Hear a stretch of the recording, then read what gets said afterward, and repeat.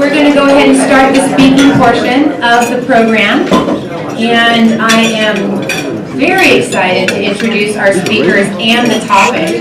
And some of you may be familiar with what's going on at the state party level. And if you're not, that's absolutely okay.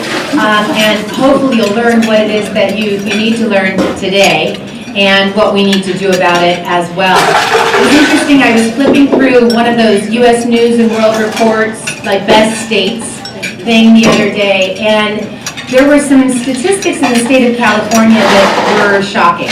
And one of them was not affordability. I figured that California was one of the least affordable places to live.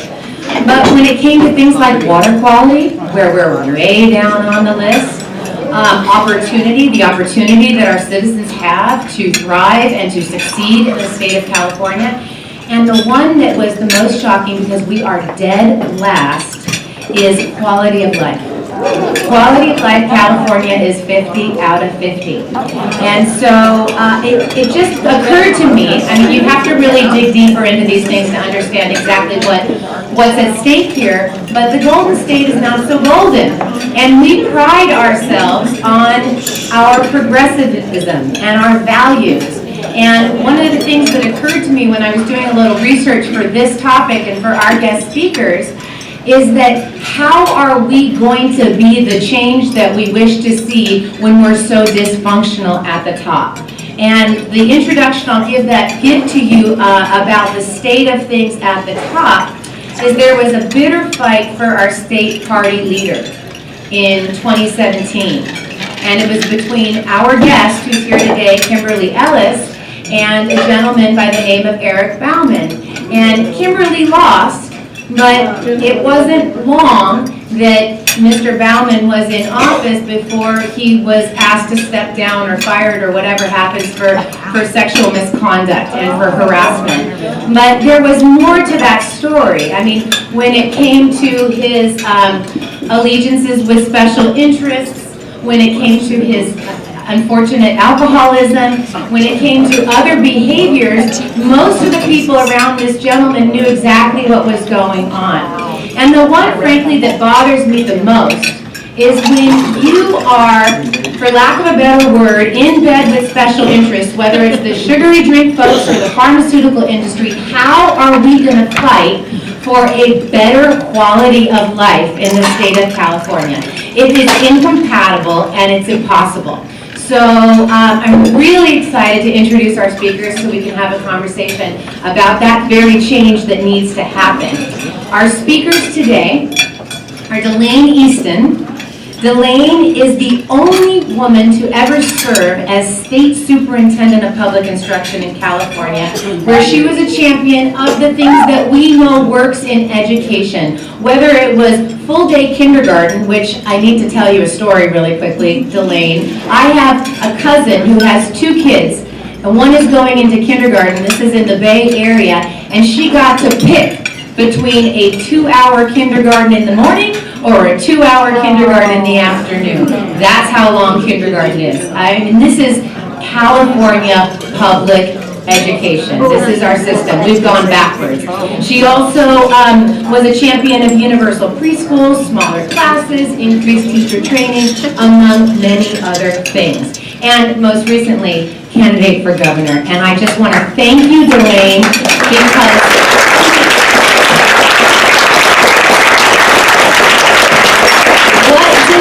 did was she moved the conversation among the men in the field to an area where it needed to be. We had a conversation about the issues that matter to all of us because of Delaine's presence in that field. So thank you so much for that, Delaine. Come on up.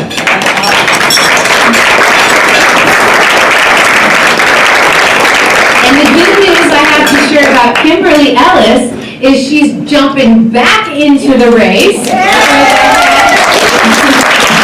California Democratic Party. She is the founder of Unbought, Unbossed, an incubator for the next generation of political disruptors in the state of California. And she is also the former executive director of Emerge California. And I read something too. This was in the Sacramento Bee, and the headline was the most powerful unelected official in the state of California was Carol Dance.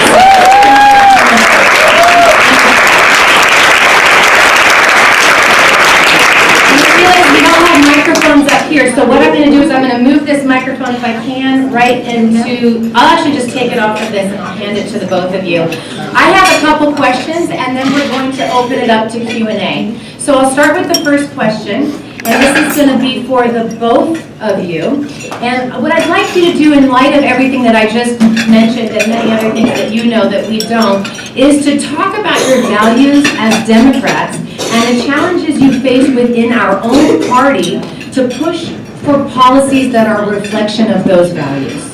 So I want to know really what the differing values are that are putting such a stress on the California Democratic Party. So if we can start with Delane, start with that question, and then we'll move on to another question that I have before opening it up to public comment. You want to just come on up?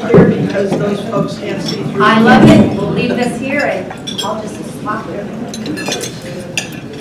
Well, good afternoon. Thank you so much, each and every one of you, for your wonderful support.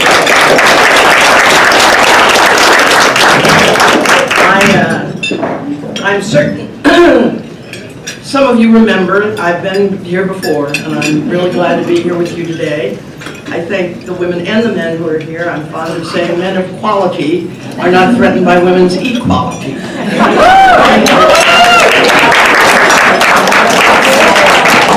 For the record, I will just say to all of you, right now, we are at an historic moment in the state of California. We have once again crossed the threshold where 30% of our legislature is female. This is only the second time in history. And you should know, in the 2 decades before 2016, we actually went down in terms of representation in California. Let me just give you some context. When I ran for the California State Assembly in 1986, that was 75 years after women got the vote in California. We got the vote in 1911 in California. In those 75 years, there had only been a total of 31 women elected. That year, the biggest class of women in history was on the cover of the California Journal. 5 of us were elected.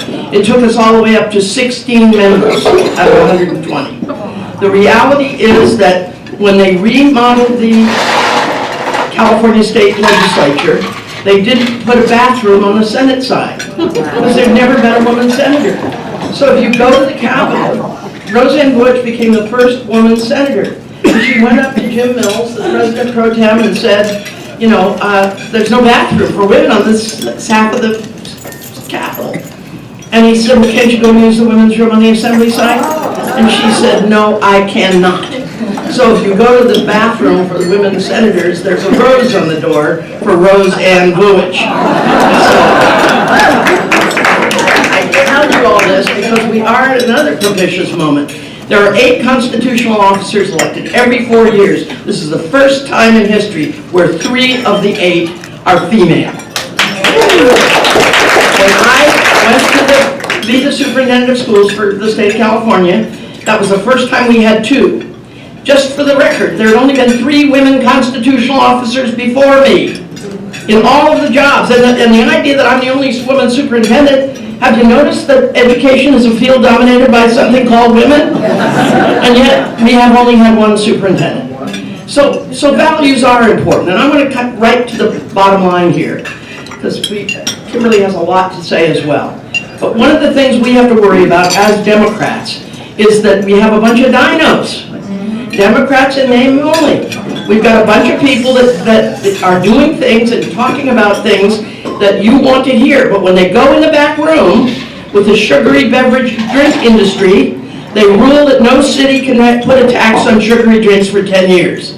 That happened, and the Democrats were leading the way. And the Democratic governor signed the bill. You can't, because the 4 cities that had done it all saw a dramatic decrease in the number of sugary drinks. It's propitious that Kate mentioned pharmaceuticals.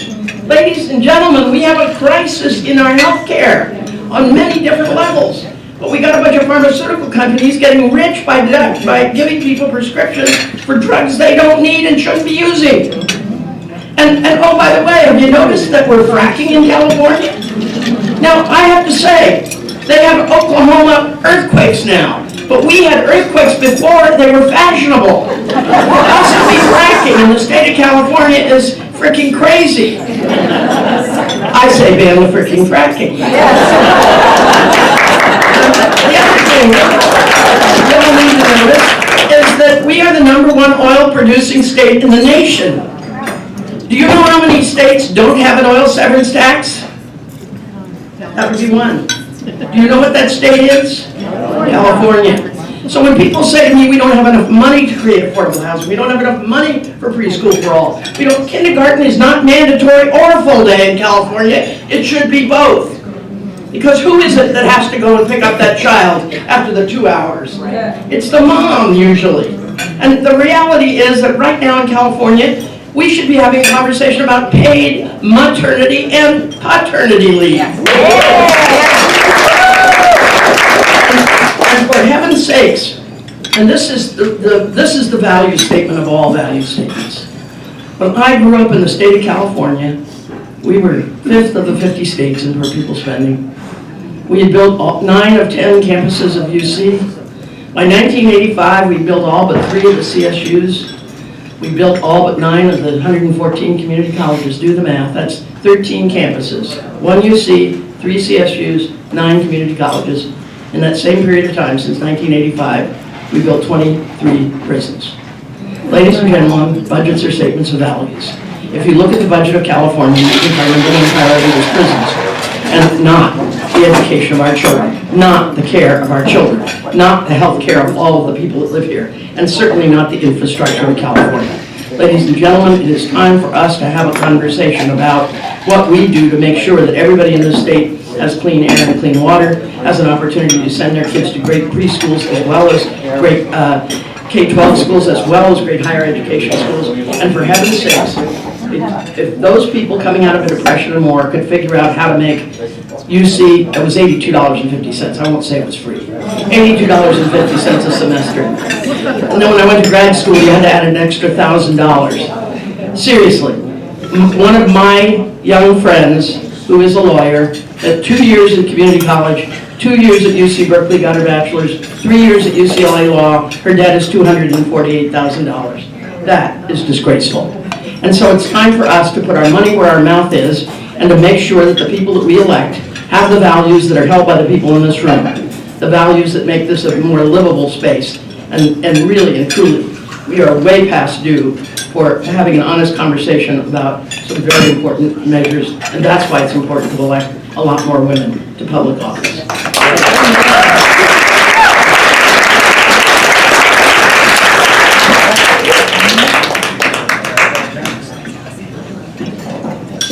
Well, I could just come up here and say, ditto, everything, and go sit back down. No, but I want to first of all, thank the Democratic women of Monterey County for the opportunity to be here. They have been supporting me, my leadership, Emerge California, women, Delane, for so many years. And so I'm just so incredibly grateful that, especially at this moment in time, which really is all about women's leadership, that we have such a strong women's organization that is standing shoulder to shoulder with women who are deciding to run for office. So I want to thank you. I also want to thank Delane, who has been a mentor of mine for almost 10 years, and for everything that you give, not just to women, but to this world, and to the state of California. We are all so much more better off because of it, and so I want to thank you as well.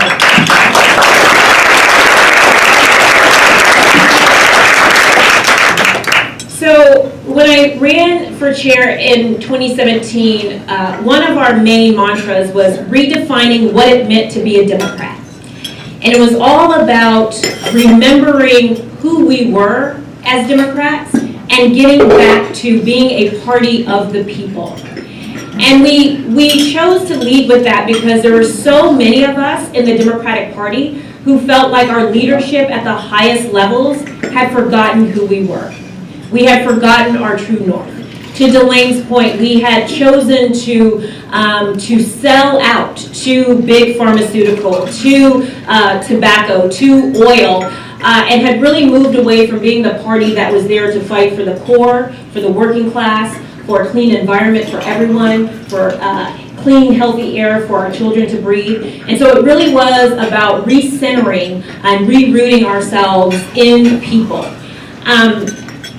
We talked about that a lot because many of us felt like the values that the Democratic Party espouses were not actually being put into practice by their actions.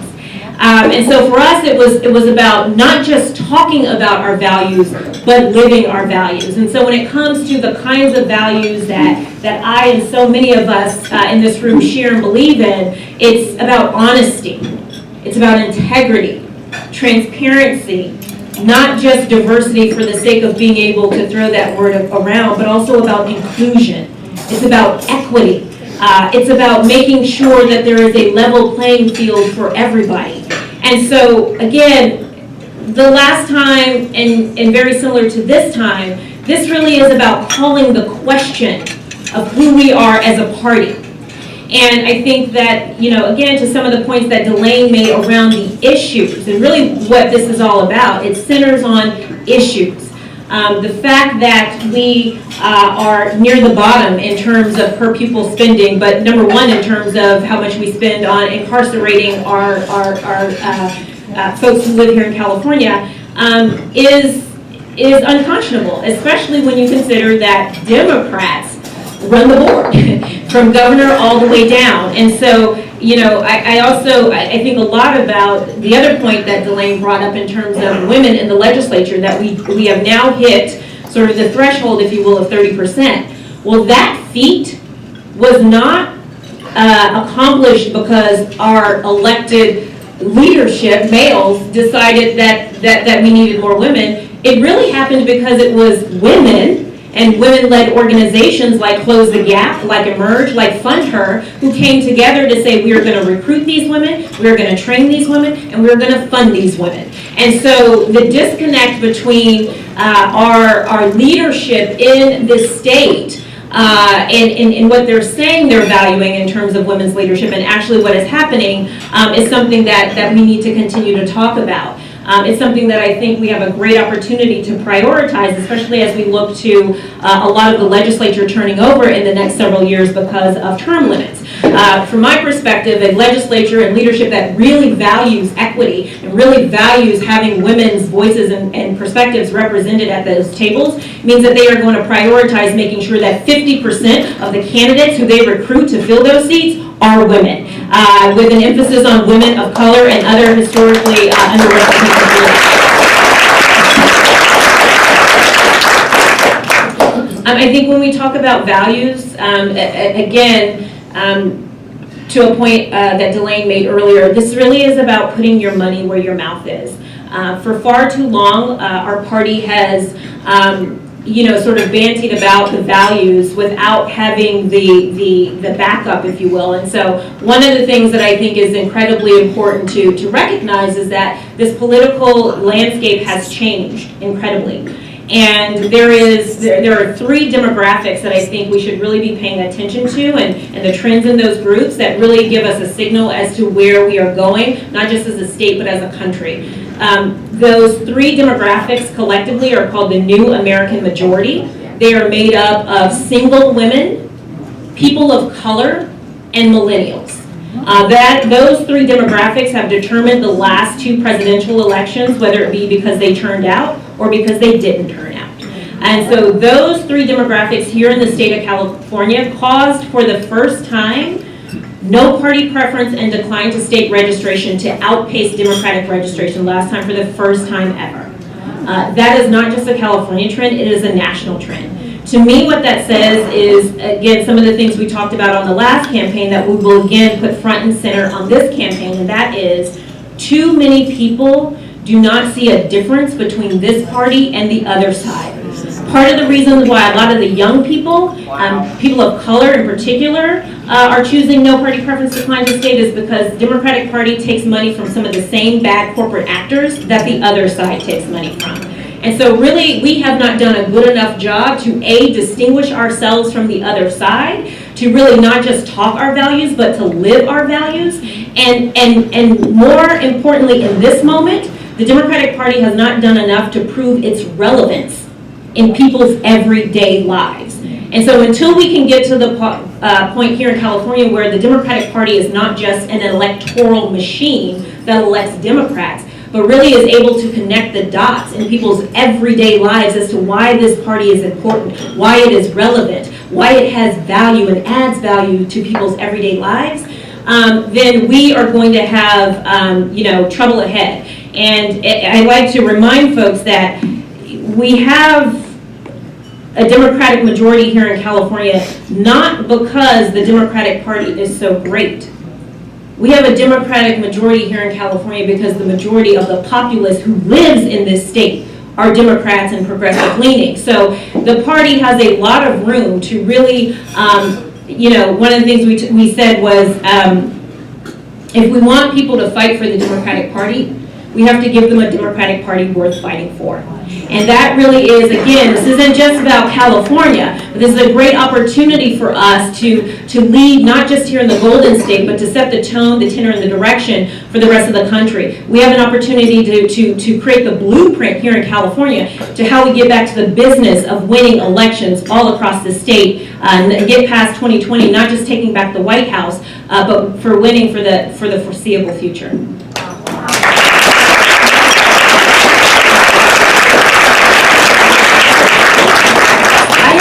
Question, but it's pretty much been answered. So I might go back to it after we do Q&A if we need to cover more of what I was hoping to cover in that question. So why don't I open it up to question and answers from the public? And if you could just really project and say your name so we can get to know you as well.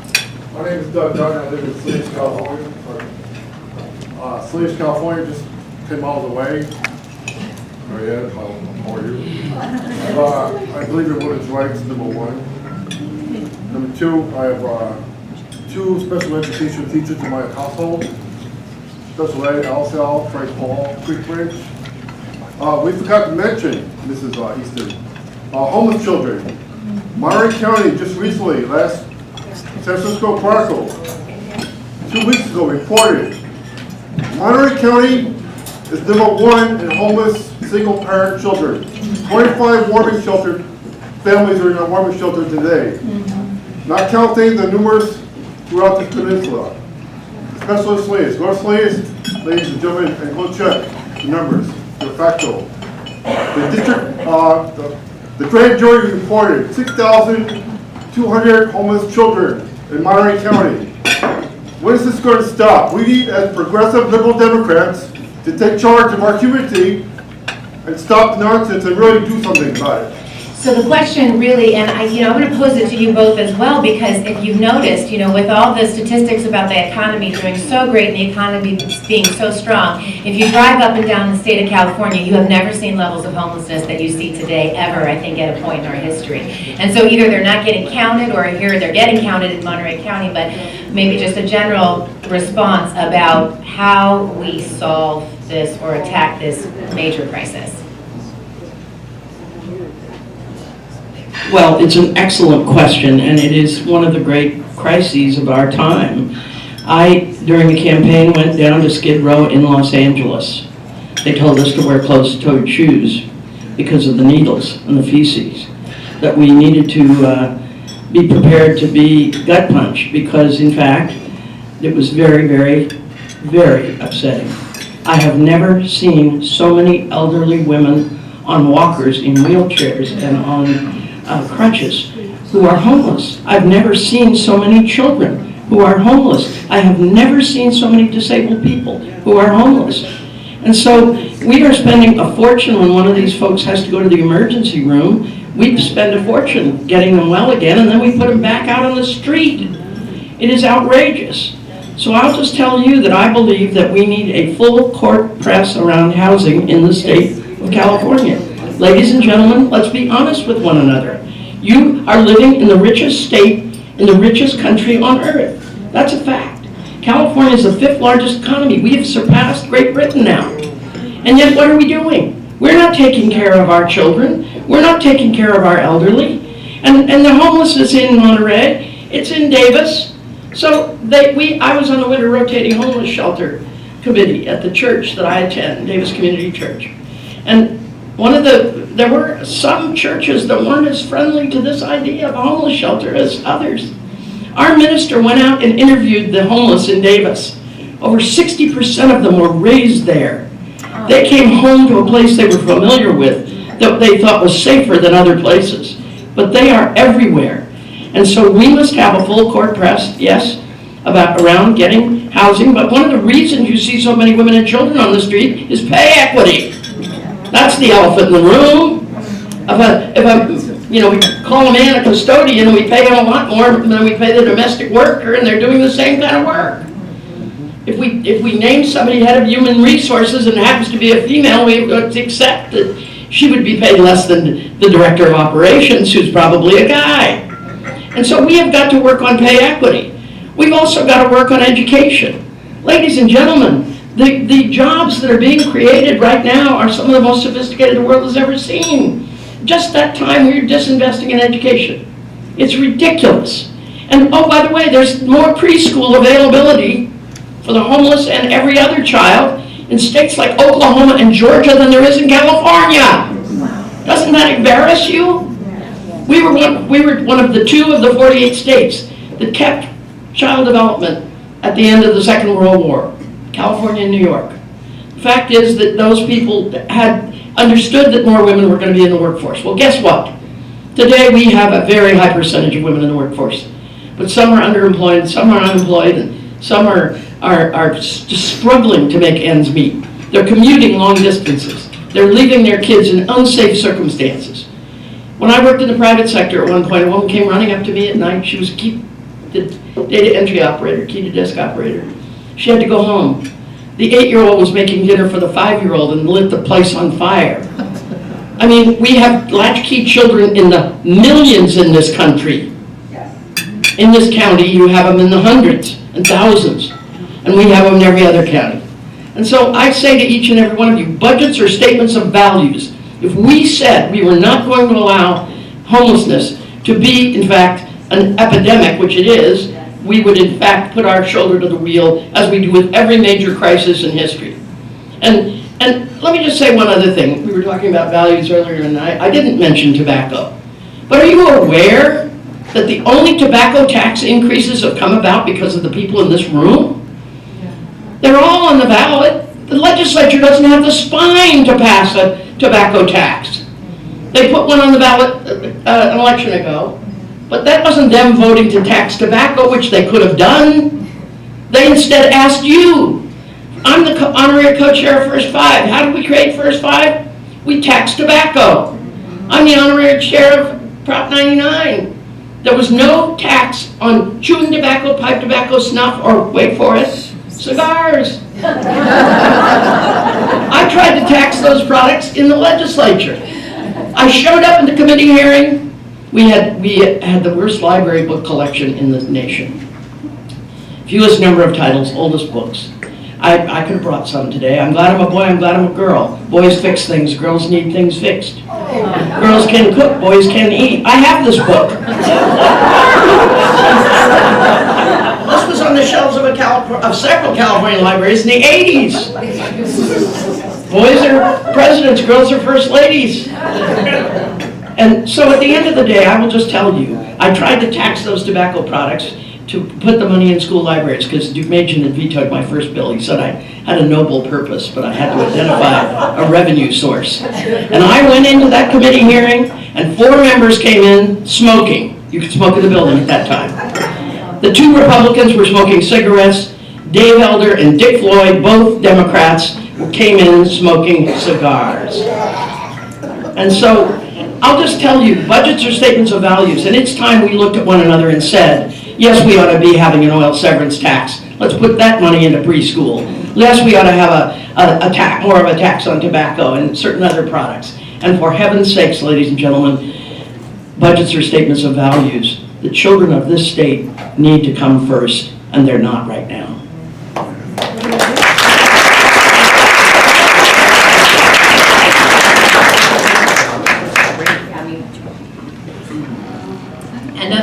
Wow, this is great. Your name again, Sandra, is it? Sandra Martinez. Sandra Martinez, this is Sandra's first lunch, so I'm Yes. glad you're here. Thank you.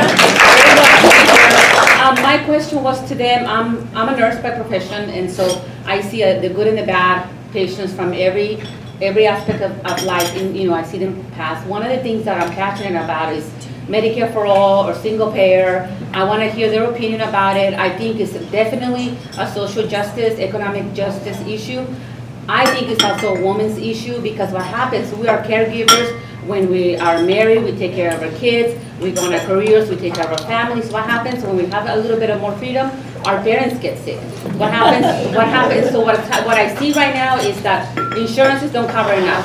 The hospitals are being pushed to discharge patients before they're even ready and to their homes. Agencies don't support them enough, and it falls onto the caregivers at home, which are typically women, men too, but usually women are the one organizing everything. So they have to cut back their jobs, they have to halt their lives, and then they get paid, but only pennies to what they do. And so we need some changes in single payer. We need some changes that also allow the caregivers to have more freedom. And so I wanted to know what your opinion is on how we can move forward in California to enact something that would help us with that. Because I used to feel really proud, by the way, when I used to hear that California, 8th largest in the world economy, 6th largest, and now 5th, and then I began to realize, wait a minute, it's not helping us at all. It seems like we're saving this money somewhere else, and we're not investing it in our people. So I would like to hear your thoughts. Thank you. So I am incredibly proud to say that one of our first and only statewide organizations that supported us last time around were the California Nurses Association, because we were 100% in favor of Medicare for all single payer healthcare, and that is something that I believe we must get done here in the next few years. Delane has so many great things, but one of the ones that she has that I love the most is that we need our elected officials, particularly our Democratic elected officials here in California, because again, we run the board, to have a brass backbone, to finally start standing up, speaking out, and doing what is right for the entire community. And I think that one of the things that we, as constituents of these elected officials can do, in addition to holding their feet to the fire and holding them accountable, is also demonstrating and showing to them that they have the backup that they need on the ground in their communities to do what is right. Let us not underestimate the power of the powerful special interests. And so in order for a lot of these folks, especially folks who are in swing districts or districts that aren't as blue or progressive, that they really need to know that they have the support of their communities to stand up and to speak out and do what is right. And so I think it's really important that we understand this is not a situation where one side is going to be able to solve it on their own. We are all going to have to come together and do our part, us as constituents and as everyday people, to continue to put the pressure and to hold our elected officials accountable and to let them know what we want. Right, not what they want or the deals that they're making with the special interest, but what we want and what we're demanding of them, especially those who have the D after their name and wear the banner of being Democrats and for the values that we believe in and support here in California. So I'm heartened to see some of the stuff that's coming out of the new administration, and I want to remind us where the real power is at. The power is with the people. And we need to understand that and remember that and understand that, especially in this moment, the ball is in our court to drive the direction, not just of California, but for the state. And I want to encourage us to continue to do the things that we've been doing over the last couple of years of organizing our communities, our voices, to let the elected officials know, A, if they choose to move forward in the bold direction that we need them to move forward in for Medicare for All and all these other issues, that we will have their back. And if they don't, we will vote them out.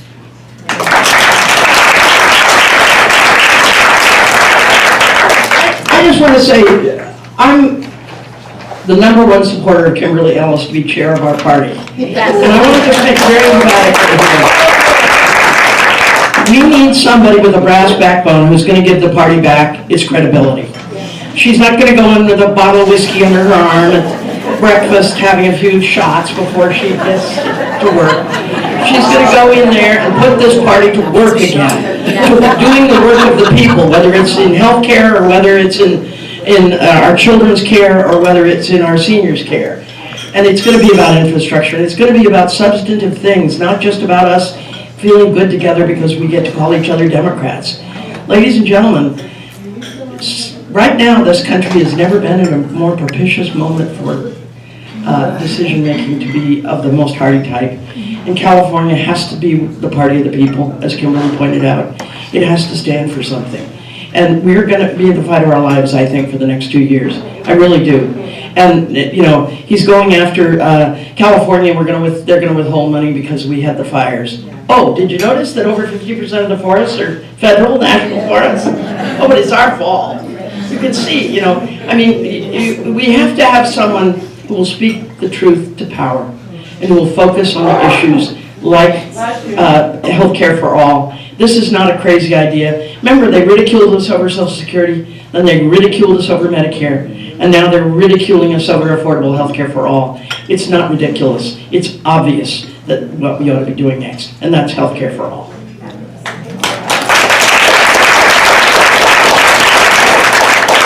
Chris?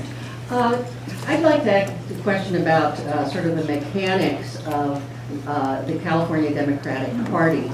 Those of us that participated in the last convention and saw the sort of real public support for Kimberly were really shocked at the way the vote went and all the issues that occurred afterwards with the vote counts and the refusal to have a transparent process and the subsequent things that have happened in the party that have been kept from the public. What do you have in place or what plans to try to sort of get past those sort of obstructions that led to the not wanting to do a recount and not handling even the replacement of Eric Bauman with the next runner-up? I mean, I thought if that would have made a very good decision.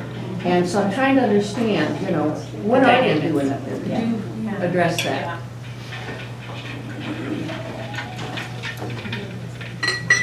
So let me just start by saying that the political environment today is very different than it was 2 years ago.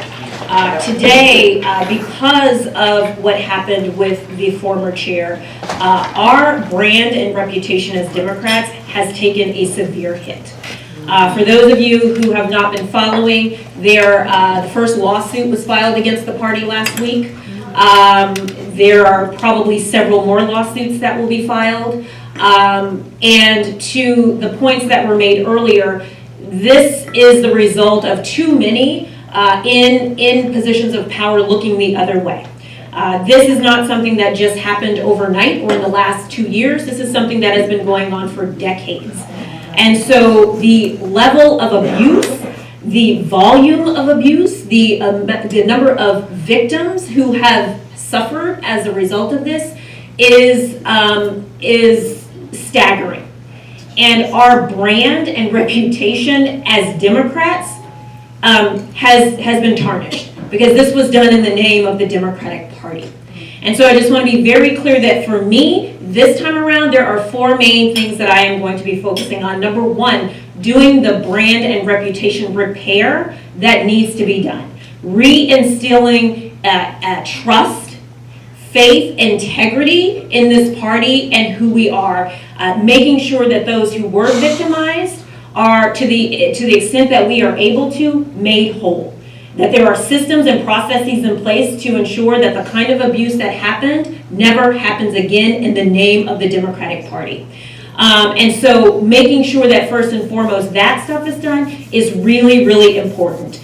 Secondly, we had incredible legislative and congressional wins in 2018. Again, that was not so much because of the Democratic Party, either state or local, but it was because of a collaboration of a lot of the organizing groups like Indivisible, Swing Left, Sister District, and other women's Democratic clubs that came together, in some cases working with the local party, but in too many cases not, to stitch together wins in flipping many of those districts.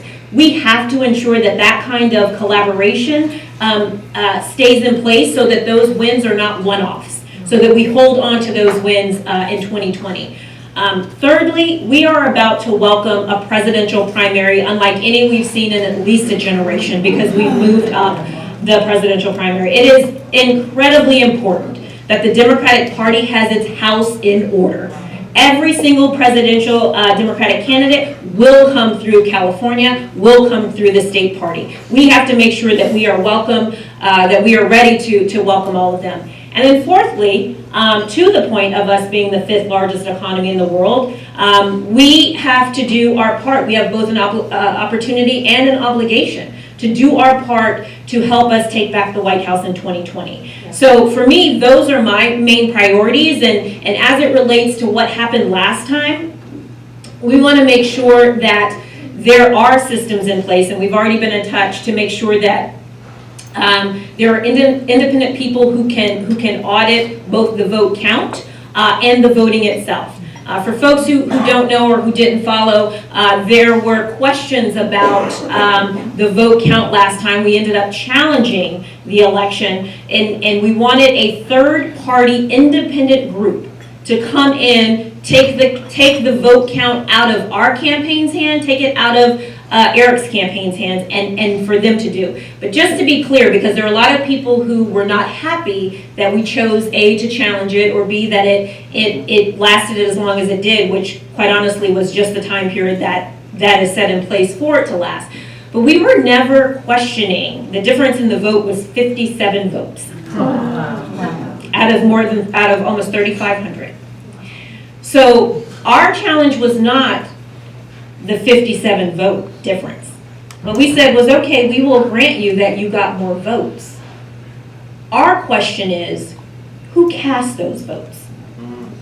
Because what was at stake was the integrity of the bylaws and following the rules. In other words, if I, Kimberly Ellis, could not go to convention and cast a vote, and I wanted Chris Walton to go in my stead, per the bylaws, if it was a certain kind of delegate, she had to be from my district.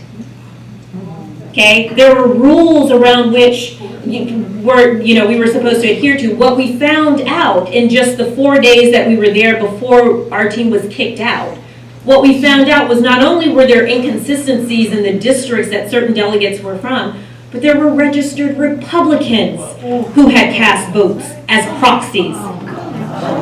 Okay, there were people who were not even registered.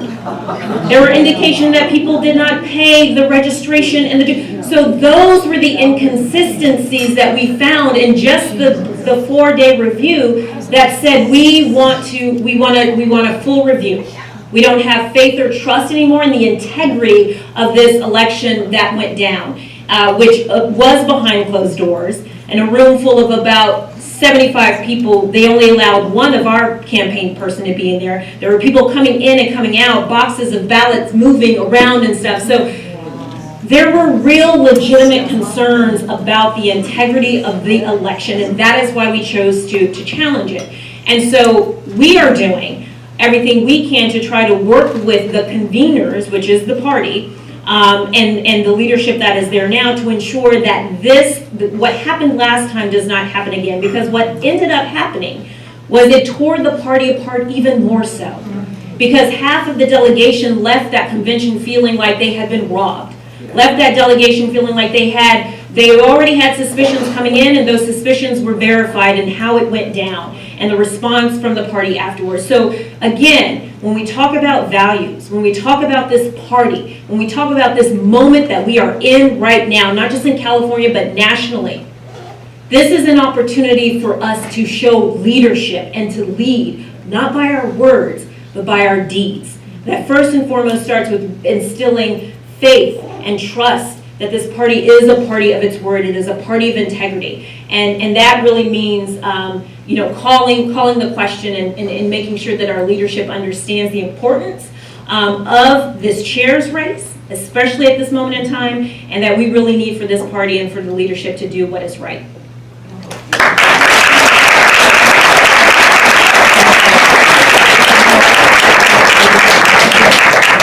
Mary. So, can you hear me? I am so thankful for your words, both of you. It's really been very inspiring. And listening to what you were just saying now, it just brings up so much that's happening at the local level here as well. There have been a couple of, an appointment and an election of people at the local level recently, sort of behind closed doors, where the outcome was not in the best interest of the people of Monterey County. It was more in the best interest of people who have special interests in Monterey County. We as Democrats are not perfect, but I agree with what you said. It's up to us in this room to start making it better, if not perfect. But I bring up something specific because even acknowledging that we're not all perfect, not every Democrat is on the right track, there's a lot of bullying that's going on at the local level. And it's really very difficult. I admire your strength and your backbone to just stand up and fight. I really do. I admire that. And it's something that we're having to do as well. But what I guess I'm trying to figure out is what from the local level and what from the dais, as I sit on the Board of Supervisors, can we do to put an end to the bullying and to this lack of civil discourse, which I think is at the heart of so many of the problems that we face. So just as a question, what would you suggest that we do at the local level? Vote out the good old boys. Number one. I should have said that's the obvious answer. Thank you. That's good for you. But from You the are dais, certainly not one of them. I can attest to that. from the dais, strategies would be very helpful, both from the folks that are sitting at the dais and then maybe for the public. Yeah. Let me just make an obvious observation first. It has been over 30 years since the Democratic Party of California had a woman as the chair of the party. I think we're overdue. And I want to just remind you all, many of you have heard this, but at the age of 30, Abigail Adams wrote to her husband, John Adams. The year was 1776.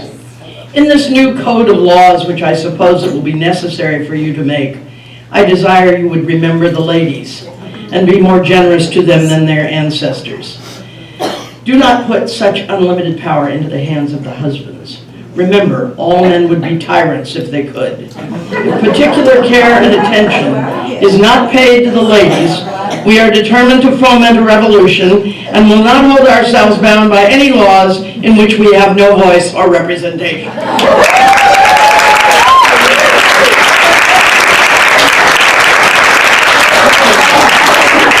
And knowing we have men of quality in this room, I know they're not threatened by this at all. I will just say to each and every one of you that we absolutely need to, my dad read me The Emperor's New Clothes when I was a kid. And I thought it was a really stupid story. He said, honey, just keep this in mind. When you're an adult, you'll understand. And I just say to all of you, it's really important that we have an absolute demand of transparency in the government of this state, of every county, of every city, of every water district, of every single solitary entity that represents the public. Because we have all seen people go into the back room and be bullied or be cheated or have something done because somebody had an interest in that developer or that company or that point of view.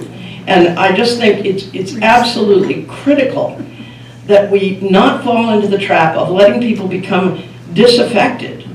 Having people think, well, my vote doesn't count. My participation doesn't matter. I'm not going to make a difference. What we have to do is empower every young girl and every young man, every woman and every boy, every person. And if they're LGBTQ, if they're left-handed, if they're, disabled in some way, we need to make sure that everybody feels that they have standing in this society. And that what we stand for is in fact what Abigail Adams was talking about. We cannot allow people to be tyrants anymore, and we cannot allow people to go into the back room and do evil things. And too much of that has been happening. So we got to elect more people like the people in this room. We got to elect more people that, in fact, are men of quality who will stand with us on what needs to happen for the future. Because right now, we are not building a future for the children of California today. We have the highest number and percentage of poor children, the highest number and percentage of English learners. The children of this state need more education, not less. And yet we're in the bottom 10 of the 50 states in per pupil spending. And that's not acceptable. We need to absolutely get it together. And by the way, yes, I want the kids to go to college, those who want to go to college and can go to college. But we also have to remember, I once debated Milton Friedman when the voucher was on the ballot. And this dad got up in a Silicon Valley company auditorium and said, I'm not worried about other people's children. I'm just worried about my children. My children are what I have to worry about. I've got 3 children. I want a voucher so they can go to private school. I can't worry about everybody else's children. I said, oh, you don't fly? He said, well, I fly all the time. I said, well, next time you get on an airplane, remember somebody else's child is the pilot. Somebody else's child is the machinist to machine the parts of that wing assembly when it lifts up so beautifully and you land safely. And somebody else's child is in the air traffic control tower seeing you and your family safely home. This country runs on other people's children.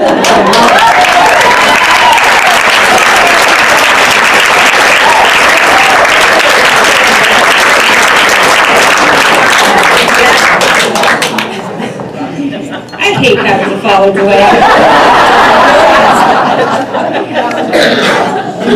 I just want to say something really quickly because this is something that touched me very personally, and that is the bullying.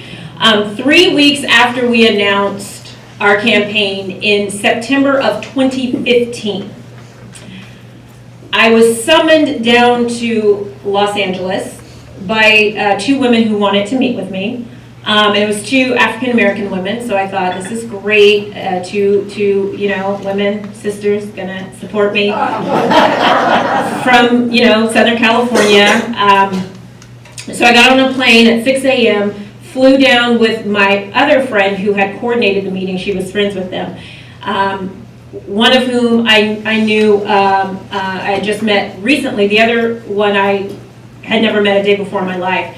So we fly down, 6 a.m. out of Oakland, get down there in time to meet them for lunch, sit down at a table. The waiter comes over and takes our drink order and walks away. They happen to be sisters. The one who I knew had met before was on this side. The one who I'd never met a day before in my life was sitting in front of me, and my friend was next to me. And the very first words out of this woman's mouth was, "Who the hell do you think you are running for chair?"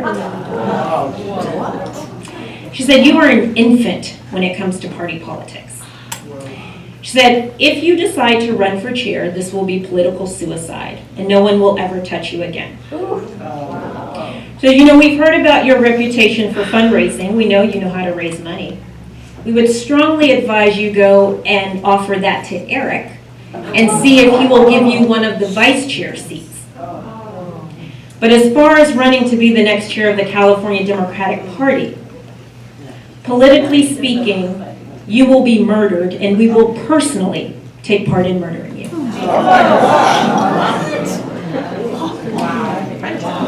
So, this culture of bullying did not just happen overnight. It has been going on for a very, very long time. The culture change that we need to take place in this party, in this state, and in this country starts at home. That kind of a culture, a toxic culture, is not able to survive unless it is perpetuated and allowed to continue from the people that are in it. And so one of the things that I believe deeply is when it comes to leadership, There's an old saying that the fish rots from the head. Right?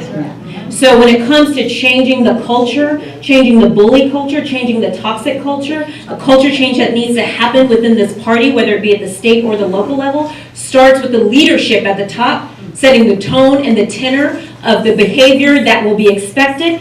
And if it's not adhered to, then you gotta go. But there have to be real and defined consequences for when people act out of turn. We have allowed that to go on for far too long. And especially, I think as women, we have an obligation in this moment to speak out and to stand up when we see that kind of bullying happen, not just to other women, but to everybody. And so it's one of the things that when it comes to this race, making it very clear of the kind of leader and leadership I bring, which is one that says that kind of behavior will not be tolerated in this party. People will not bully and create those kind of cultures in the name of the Democratic Party. One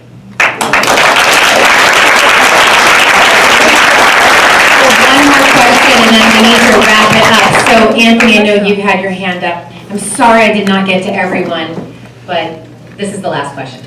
I just wanted to say thank you so much for all that you've done, and I really am happy Kate chose on me to ask the final question, because I want to share something with you, Miss Alice. I recently ran for the school board in Monterey County, and at 19 years old, it wasn't something that people really did. And funny thing is, one of the local labor leaders called me and told me the exact same thing you were told. And they told me verbatim, if you run for office, we will kick your ass. Whoa. And I put it on mute and I thought to myself, did I just have a Kimberly Ellis moment? And then I took the phone off mute and I said, well, I look forward to it. And I ran for office and I won, and now I serve on the board.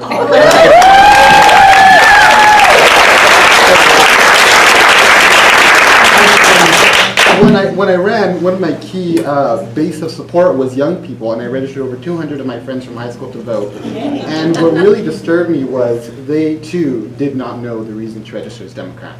And I shared with them, well, because Democrats stand for universal health care. Democrats stand for tuition-free college. And then afterwards I thought to myself, well, wait a minute. Do they really stand for this? Right. Is this really what the party's pushing for? And as someone who's young and won and got young people engaged in the political process, and I was a delegate to the convention in which you ran the first time, I'm a delegate again, and I want to share with you, I voted for you the first time, and I think I will vote for you again. And I really do hope that you'll push for tuition-free college. As a school board trustee, I see the need, not only for education to prepare students for college, but far too many students are going to college and have no way to pay for it.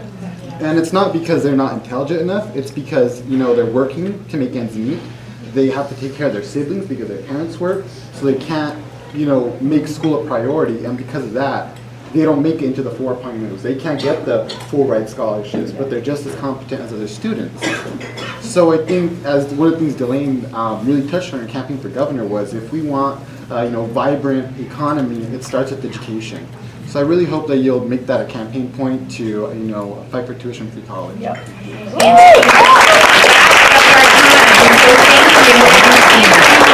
Anything more in conclusion? We've got about a minute, and you're welcome to it. But this was truly wonderful.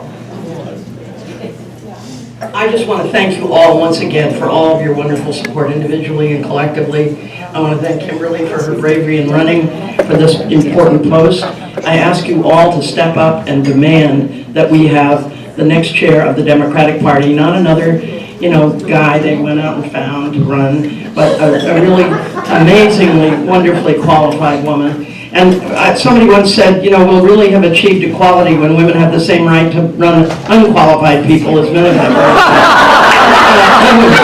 And don't lose your sense of humor, but keep fighting. Thank you all so much.